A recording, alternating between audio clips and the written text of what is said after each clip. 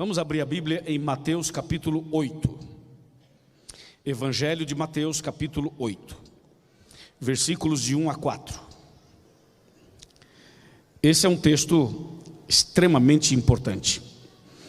E eu gostaria que você que está na internet ficasse atento a esse tema. E você que está aqui na igreja, na galeria, também ficasse atento a esse tema. Mateus capítulo 8, versos de 1 a 4. Somente esses 4 versículos. Está escrito: Ora, descendo Jesus do monte, grandes multidões o seguiram. E eis que um leproso, tendo se aproximado, adorou-o, dizendo: Senhor, se quiseres, podes purificar-me. E Jesus, estendendo a mão, tocou-lhe, dizendo: Quero, fica limpo. E imediatamente ele ficou limpo da sua lepra. Disse-lhe então Jesus: Olha, não digas nada a ninguém, mas vai, mostra-te ao sacerdote e faça a oferta que Moisés ordenou para servir de testemunho ao povo. Até aqui. A mensagem de hoje tem como título: Podes tornar-me limpo. É o título dessa meditação. Irmãos queridos, convidados especiais, amigos internautas, esse texto é tão importante, mas tão importante, que eu seria capaz de dizer que ele poderia ser o texto preferido dos psicólogos, dos psiquiatras, das pessoas que trabalham com terapias e também daqueles que precisam de terapias. Vocês sabem que os problemas emocionais cresceram assustadoramente nos últimos anos. E se nós não temos problemas aqui entre nós, eu imagino que vários temos. Se você não tem, alguém que você conhece tem. E esse texto, que foi escrito há mais de 2000 anos atrás, parece que foi escrito ontem para nós aqui hoje, de tão atual que ele é. Você vai ver, você vai analisar comigo isso daqui. Primeiramente, a Bíblia conta a história de um leproso, de um homem leproso. Mas o curioso é que a Bíblia Sagrada não diz o nome dele. Vocês viram na leitura?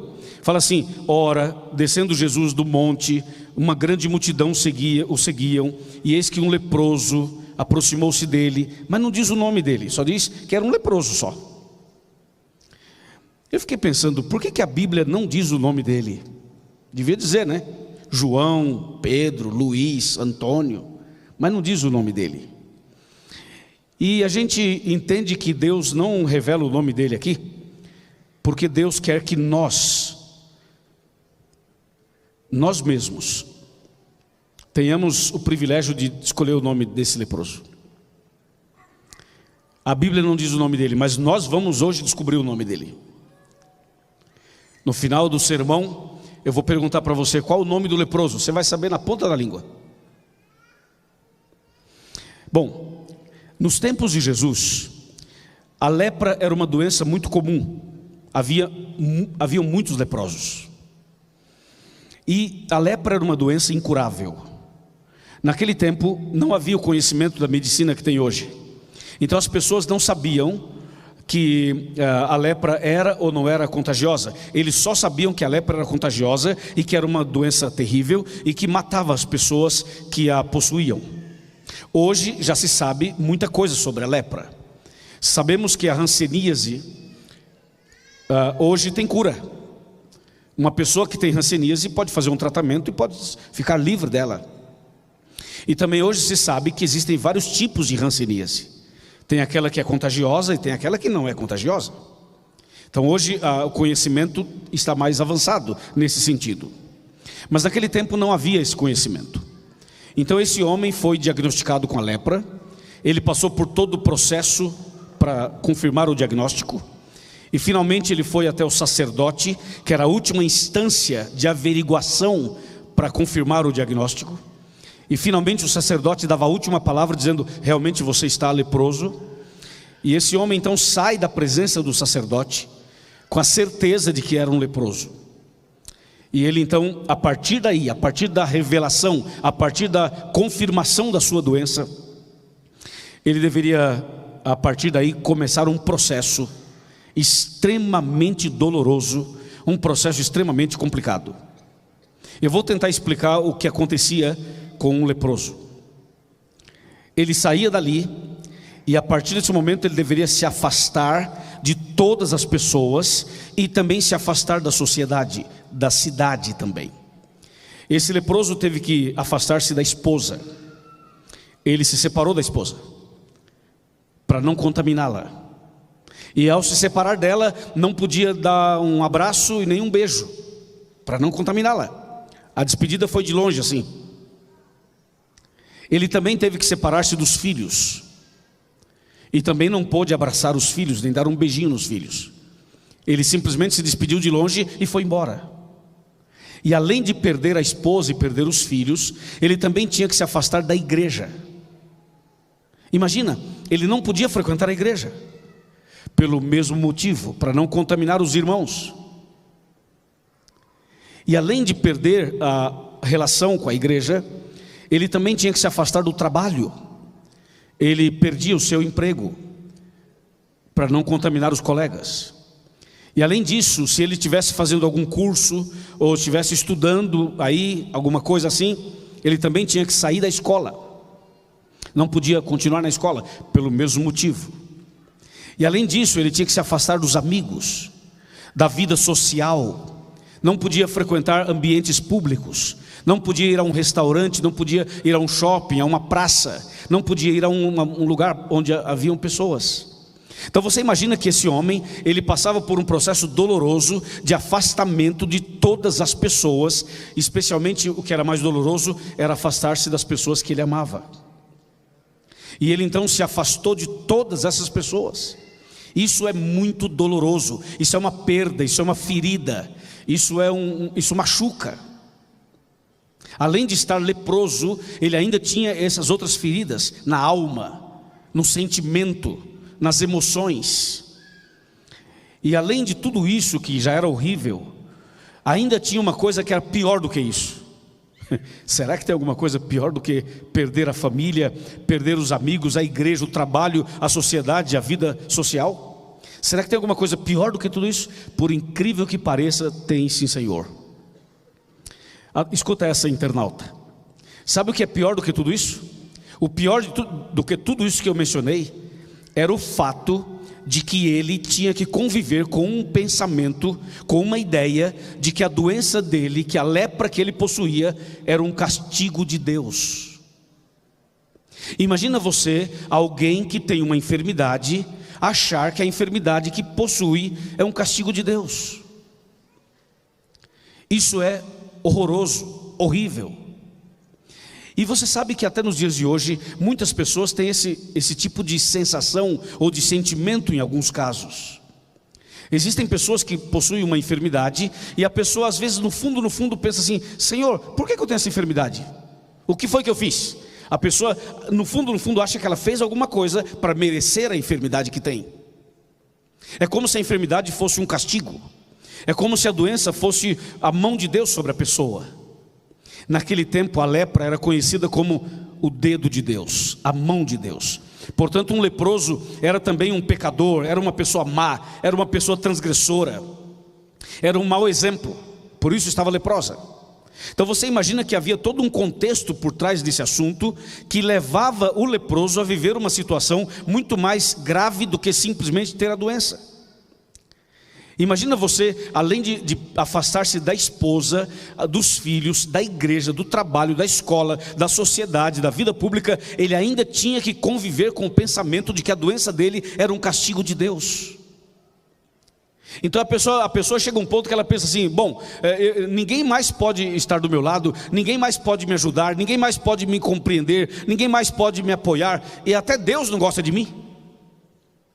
Então você imagina que a pessoa chega numa situação que a gente poderia dizer numa linguagem mais coloquial nossa, num beco sem saída. Não tem saída, porque a pessoa diz assim: bom, nem Deus gosta de mim, né? Eu estou perdido. Essa era a dura realidade daquele leproso. E ele tinha que sair da cidade, sair do seu ambiente, e tinha que caminhar por um lugar, por um caminho, e tinha que ir em direção a um vale. Era o Vale dos Leprosos. Ele tinha que sair caminhando e ir para esse vale, e lá no vale ficar lá. Então você imagina a cena, o leproso sai e ele começa a caminhar em direção ao Vale dos Leprosos, já com toda essa carga de sentimento, com toda essa carga nas suas emoções, nos seus pensamentos, e ele caminha pela rua e diz assim: atenção, vocês saiam da minha frente, saiam todos da minha frente, saiam, não se aproximem de mim, eu sou um leproso, eu sou um pecador, eu transgredi alguma coisa, Deus também não gosta de mim não, foi Deus que me castigou, saiam da minha frente, vocês podem ser contaminados. Imagina a pessoa andando pela rua, indo para o Vale dos Leprosos e proclamando a sua desgraça em voz alta.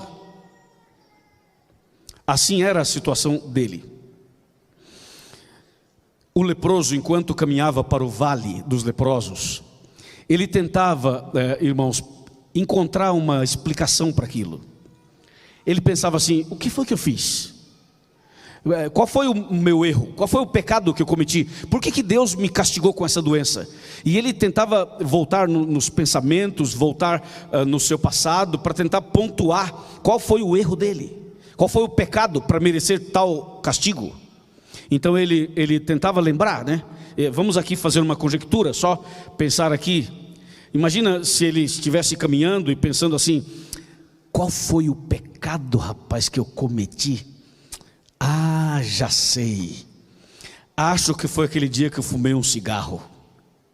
E Deus olhou assim para mim e pensou: ah, tá fumando, hein? Você é da igreja e tá fumando, é? Pois é, vou te dar uma lepra para tu aprender. Daí ele pensou assim: mas acho que não foi o cigarro não. Ah, já sei.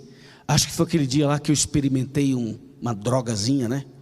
Eu queria experimentar droga, tal, aí eu saí com meus amigos, entendeu? Usei uma drogazinha, aí Deus não gostou, lepra, toma, para aprender. Daí ele pensou assim: mas será que foi mas acho que também não foi a droga. Ah, já sei.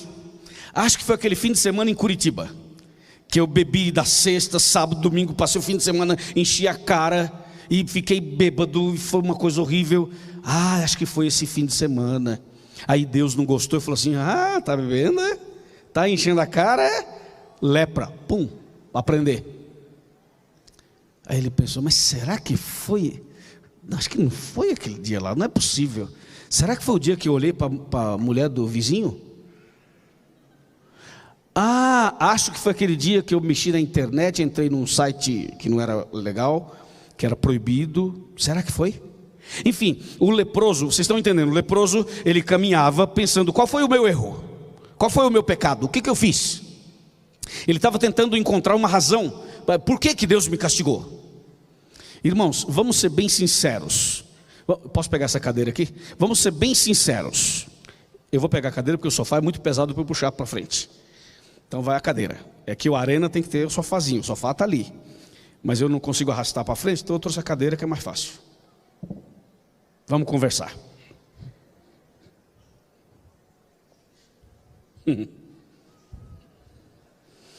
É o seguinte, deixa eu arrumar aqui. Vamos pensar juntos. Vocês já imaginaram se Deus fosse castigar as pessoas com base nos pecados delas? Vamos pensar, só entre nós aqui. Galeria, vamos pensar aí, galeria. A internauta, pensa comigo. Já imaginaram se Deus falasse assim: é o seguinte, eu tenho uma lista de castigo. Pisou na bola, entendeu? Um castigozinho para você. Como seria? Vamos pensar juntos? Imagina que Deus tivesse uma lista de castigos. Para cada pecado um castigo. Aí vamos imaginar um pecado, vai. Vamos pensar um pecado bem comum. Mentira. Que é comum, né? Galera mente muito. Então tem gente que mente assim, dá uma escorregadazinha. O outro já é profissional, mente profissionalmente, né? O negócio dele é mentir. Ele ganha dinheiro mentindo, entendeu? Imagina um mentiroso profissional, né? Aí Deus fala assim, bom, Deus tem uma lista de castigos, e o pecado seu é a mentira. Aí Deus fala assim, tá mentindo, né? Mente que é uma beleza. Tá bom, vamos ver qual é o teu castigo. Vamos pegar a lista aqui em ordem alfabética. Ordem alfabética, A, B, C, M, de mentira.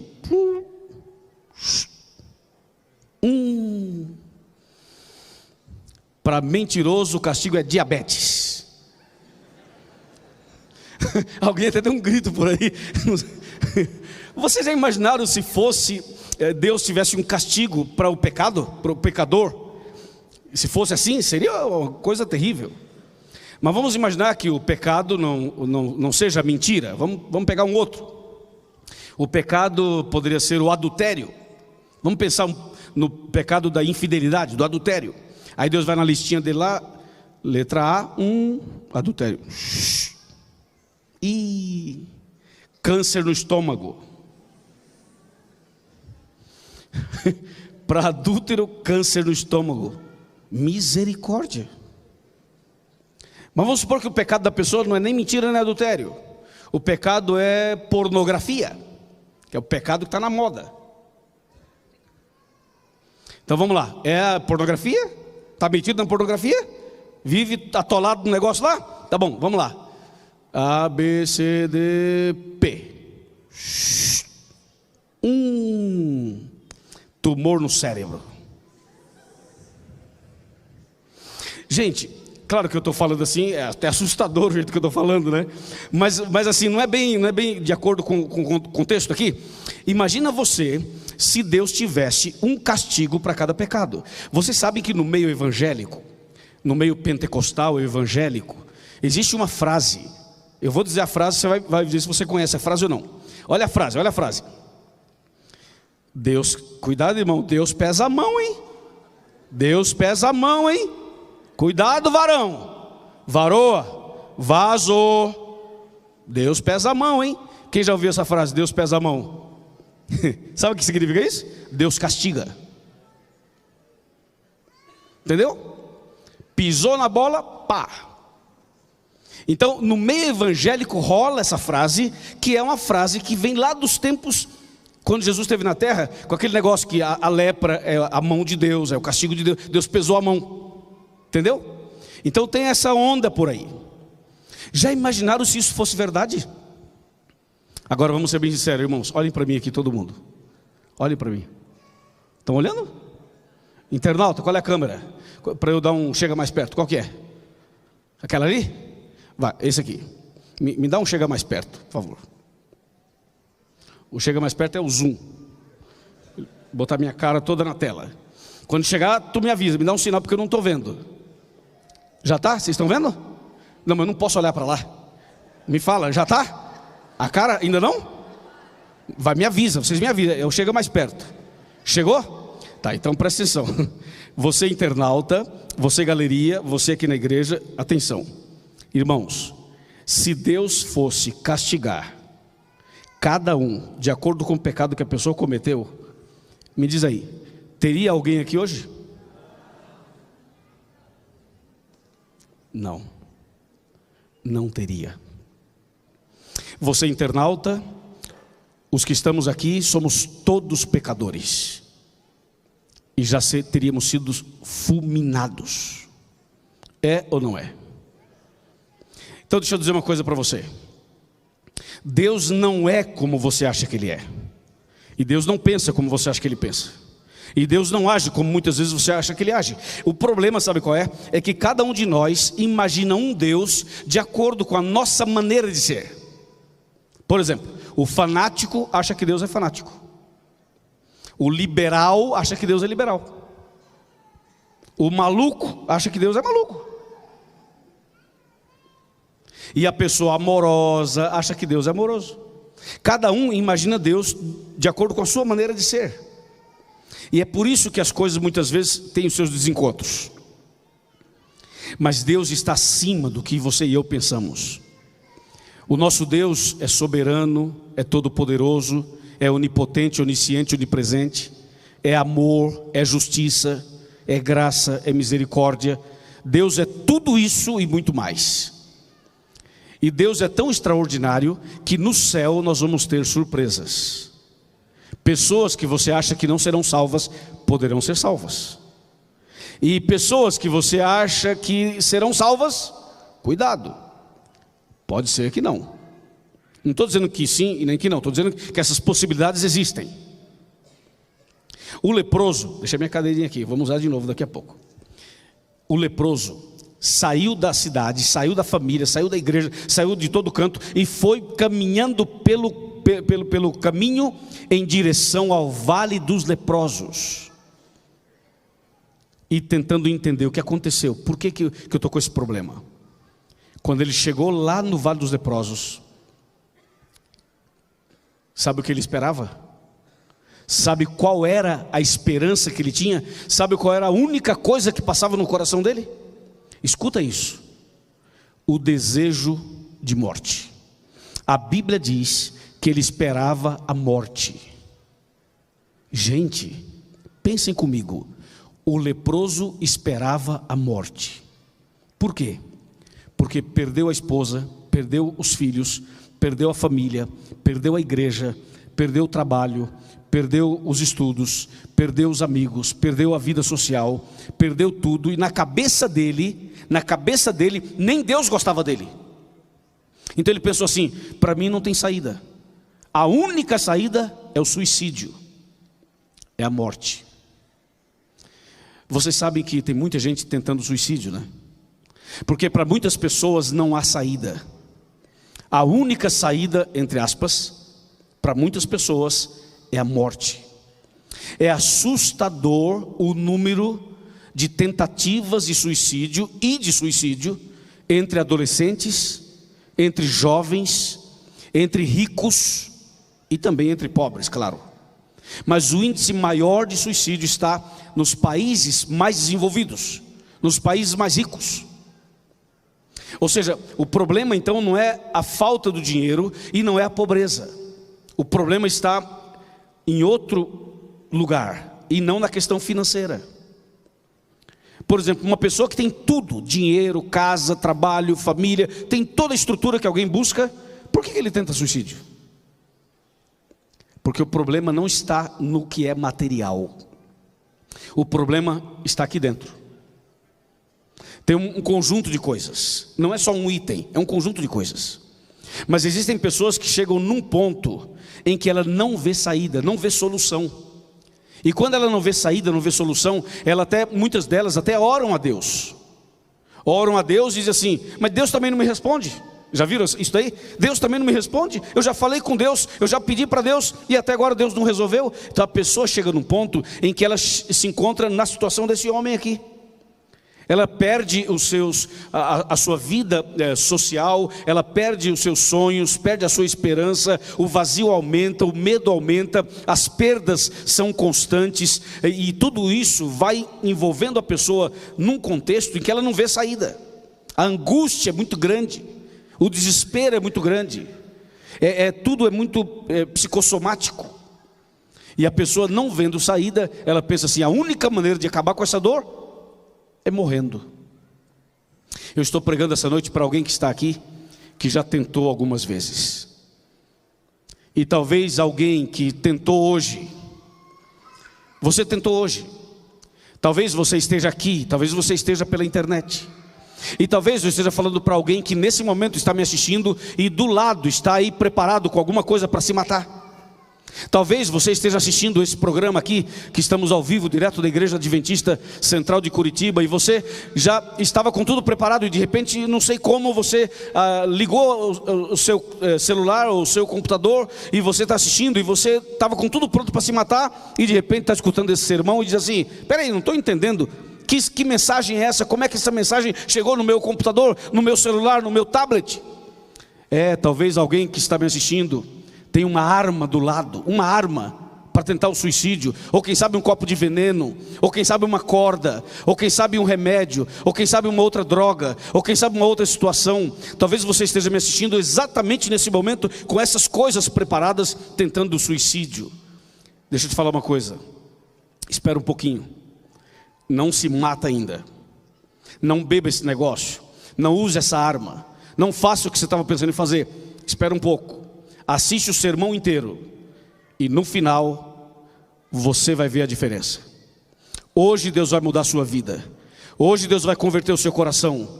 Hoje Deus vai curar suas feridas. Hoje Deus vai expulsar esse sentimento ruim que você tem. Hoje Deus salva você. Acredite nisso. Segura aí, nós vamos continuar, daqui a pouco a gente conversa de novo. É isso. O leproso esperava a morte. Quantas pessoas estão esperando a morte?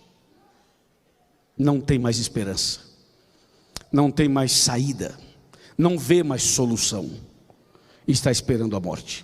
Lá estava o leproso sentado, passou um dia, passaram 2 dias, passaram 3, passaram 4, não sei quanto tempo passou, a Bíblia não diz que ele estava lá no Vale dos Leprosos esperando a morte. E um dia aconteceu uma coisa interessantíssima, impressionante.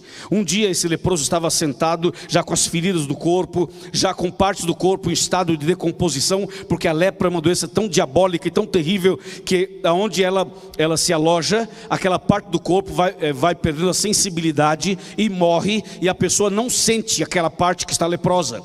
A pessoa não sente, tipo assim, pode cair a orelha, pode cair o dedo, e a pessoa não percebe, porque a lepra vai matando exatamente aos poucos. Esse homem estava já num estágio terminal já. E aí um dia ele se desperta de manhã e ele para assim, pensa e fala assim: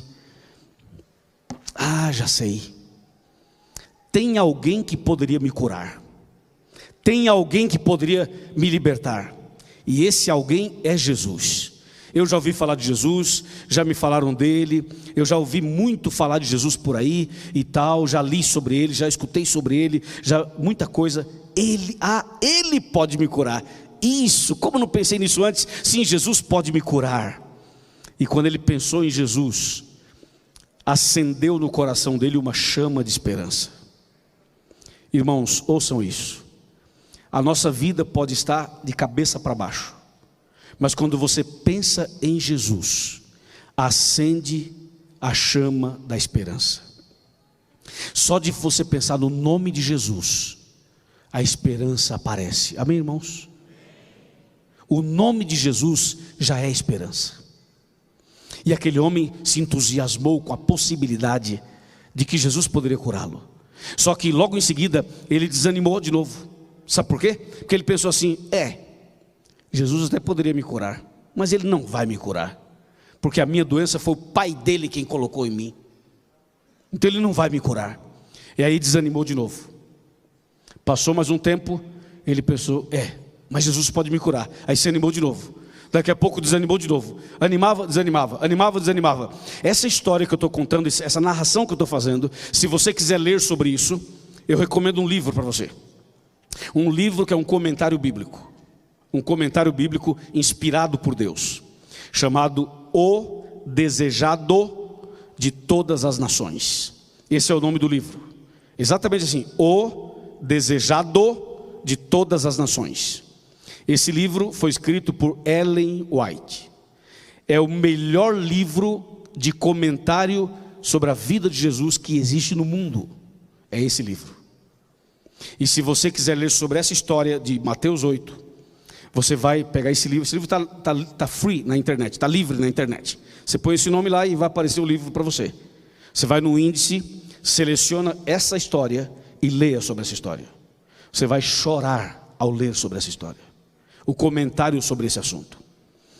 Então ele animava quando pensava em Jesus e desanimava quando pensava que o pai de Jesus não poderia curá-lo, porque o pai de Jesus foi quem colocou a doença nele. Então ele teve altos e baixos, altos e baixos, altos e baixos, como nós também temos, não é? Não tem aquele dia que você acorda de manhã e fala assim: hoje sim, não é? Você já canta logo de manhã, não é? Você já toma um banho logo cedo, você fala assim: hoje vai dar certo, hoje sim, você está animado. E fala assim: Jesus, se o senhor vier hoje, pode vir, que eu estou pronto. Mas tem outro dia que você fala assim: Jesus, hoje está feia a coisa. Não é assim? Hoje, não vem hoje não, porque se vier hoje eu estou perdido. Então nós temos altos e baixos também. Tem um dia que você está para cima, tem dia que você está para baixo. Tem dia que você está super, tem dia que você está na lama. O leproso teve esses altos e baixos ali. Aí passou o tempo e um dia ele pensou assim: quer saber de uma coisa? Leproso eu já estou, perdido eu já estou, entendeu? Eu vou tentar uma solução. E aí ele acorda de manhã, olha assim, longe assim, ele olha na montanha lá, e quando ele olha na montanha, ele vê uma multidão descendo a montanha. E as pessoas andavam, né, pisando no pó. E aí aquela multidão andando assim, e o pó levantava, né? Aí ele olhou e falou assim: é Jesus que vem lá. Porque perto do vale tinha um caminho por onde Jesus passava. Ele olhou e falou assim: é Jesus que está vindo lá. Jesus está vindo lá. Que maravilha. É hoje que eu vou ao encontro dele. Custe o que custar, não importa o que aconteça, eu vou. Eu já estou leproso, já estou perdido, vou morrer mesmo. Eu vou a Jesus, vou tentar. E ele busca forças de onde não tem. Mira Jesus, foca em Jesus, e lá vem uma multidão em volta de Jesus. A Bíblia fala multidões, diz aqui. Multidões, no plural diz. E aí Jesus vem com as multidões caminhando, e o leproso aqui sentado, esperando, olhando Jesus vindo com as multidões. E ele ensaiou, ele calculou, ele orou, ele planejou, e lá vem Jesus com a multidão. Então, imagina a cena comigo? Estão imaginando a cena comigo? Imagina, está vindo Jesus com as multidões, Jesus no meio, vindo aquele povo todo, e o leproso esperando a hora. Daqui a pouco Jesus e as multidões passam perto do vale. Quando passa perto do vale, o leproso levanta, ele fecha os olhos, e ele mira Jesus, fecha os olhos e vai. Quando ele chega perto de Jesus, bem pertinho de Jesus, a Bíblia diz que ele chegou perto de Jesus, ele se lançou aos pés de Jesus, e o adorou, e fechou os olhos. Sabe por que ele fechou os olhos? Ele pensou assim: vão me apedrejar, essa multidão vai me matar, porque eu sou leproso. Então ele ajoelha nos pés de Jesus e fecha os olhos. Daqui a pouco ele escuta ruídos, barulhos, pessoas correndo, e ele pensa: estão fugindo, né? A multidão está fugindo, com medo de pegar lepra. Todo mundo com medo de pegar lepra. Aí foge todo mundo, e ele aqui com os olhos fechados pensando: esse povo todo está fugindo, só falta Jesus fugir também. Será que Jesus vai também correr? Vai fugir? Vai me abandonar? Porque tem uma fase na vida, dependendo do contexto, que você pensa assim: acho que nem Jesus está aí comigo, entendeu? As pessoas pensam isso. Aí de repente, um silêncio.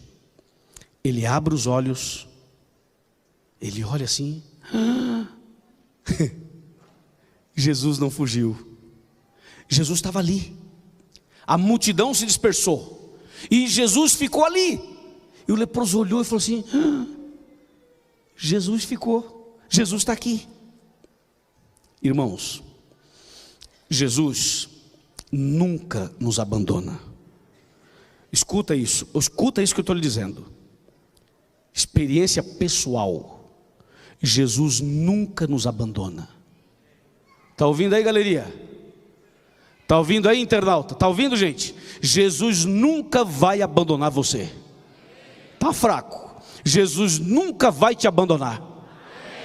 Escreva o que eu estou te falando. Mesmo que pareça, só parece, mas é mentira, porque é só uma sensação falsa que você tem. O pecado te faz sentir essa sensação de que Jesus te abandonou, mas Ele não te abandonou. Jesus jamais te abandonará. Ele vai estar do seu lado na alegria e na tristeza, na saúde e na doença, quando você está bem e quando você está mal. E mesmo que você seja o causador do problema, ainda assim Jesus não te abandona. E isso é extraordinário. Ele não abandonou o leproso, Jesus ficou ali. Aí o leproso olha para Jesus e fala assim: Senhor, se tu quiseres, tu podes purificar-me. Foi a oração dele. Oração boa, gostei dessa oração. Senhor, se tu quiseres, tu podes purificar-me. Você sabe que essa oração dele é também a nossa oração, né? A oração que a gente faz geralmente tem uma certeza e uma dúvida, ou uma dúvida e uma certeza. A oração do leproso foi curta: Senhor, se tu quiseres, tu podes purificar-me. Qual era a dúvida? Se tu quiseres. A dúvida era: se tu quiseres. Ou seja, o Senhor quer? É da tua vontade? É do teu plano? Está de acordo com a vontade de Deus? Se o Senhor quiser, o Senhor pode. A minha dúvida não é se o Senhor pode, é se o Senhor quer. E a nossa dúvida, irmãos, aqui em Curitiba, a nossa dúvida aqui hoje é também se Deus quer. Será que Deus quer? Porque se Deus quiser, Ele pode tudo. Ninguém de nós duvida sobre o poder de Deus. Nenhum de nós duvida de que Deus pode. Deus pode tudo, sim ou não?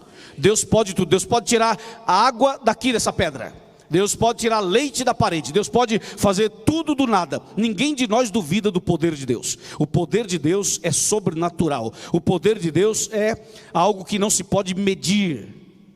Nenhum de nós questiona o poder de Deus. Sabe o que nós questionamos? Se é da vontade de Deus. Viajo ou não viajo? Caso ou não caso? Batizo ou não batizo? Vou ou fico? Aceito ou rejeito? Troco de empresa ou fico nessa mesma? Qual é a vontade de Deus? Não é isso? O que Deus quer para mim? Aí você ora, está indeciso, não sabe o que Deus quer. Qual é o plano de Deus para você? A nossa dúvida é: qual é a vontade de Deus? Agora, que Deus pode, ninguém duvida. O leproso então usa essa frase: se tu quiseres, dúvida. Tu podes, certeza. Deus pode, mas Ele quer saber se Deus quer. Se tu quiseres. É assim que a gente ora, né? Senhor, a irmã Maria, ou meu amigo ou minha amiga está no hospital, muito doente, vai fazer uma cirurgia, é uma situação grave. A gente orando, né? Abençoe essa pessoa, abençoe os médicos, que tudo corra bem. A gente vai orando assim, né? Aí fala assim, no final a gente fala assim: e que seja feita a tua vontade. Ou seja, se tu quiseres. É ou não é? Se tu quiseres. É assim. Não é errado. Não é errado fazer isso. É que essa é a nossa realidade mesmo. Se tu quiseres, tu podes. Aí, o que Jesus respondeu para o leproso? O que ele respondeu? Ele respondeu assim: eu posso ou eu quero? Claro, porque a dúvida não era se ele podia. A dúvida era se ele queria. E ele falou o quê? Eu quero. Só que tem um detalhe para ir terminando o sermão. Sabe por que sabe o que Jesus respondeu e fez antes de dizer eu quero? Porque quando o rapaz falou assim: Senhor, se tu quiseres, tu podes. Jesus não falou direto para ele assim: eu quero. Antes de falar eu quero, Jesus fez uma outra coisa. O que foi que Jesus fez antes de dizer eu quero? A Bíblia diz que Jesus tocou nele. Você viu no texto aqui? Diz assim: Jesus estendendo a mão, tocou nele, e depois de tocar foi que disse eu quero. Mas primeiro tocou. Agora atenção, gente, aqui todo mundo concentrado aqui, em oração. Por que Jesus tocou nele antes de curá-lo? Jesus não poderia curá-lo sem tocá-lo? Claro que sim. E por que tocou? Aí tá o X da questão. Sabe por que Jesus tocou? Porque ninguém tocava nele. Todo mundo tinha medo, nojo. Ninguém tocava nele. Então Jesus tocou.